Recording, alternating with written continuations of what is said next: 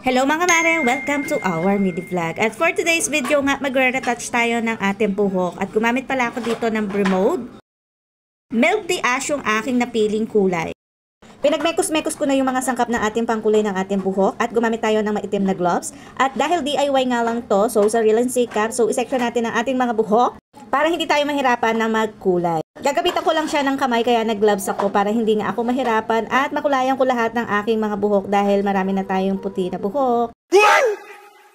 After ko makulayan yung kabilang parte naman yung ating kukulayan at tinali ko na nga siya at unti-unti ko nga pinapahiran dyan. Gumamit ako ng gloves para hindi siya dumikit sa ating kamay at meron nga tayo natira pang konti, ayan.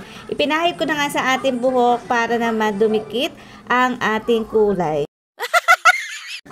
Kumapit pala. So, after natin yan, ire-rest lang natin yan. Maghintay lang tayo ng 1 to 2 hours at balawan na natin ang ating buhok. Ano ba yan? Hanggang dito na lang. Salamat po sa inyong patunood. Huwag kalimutan mag-follow!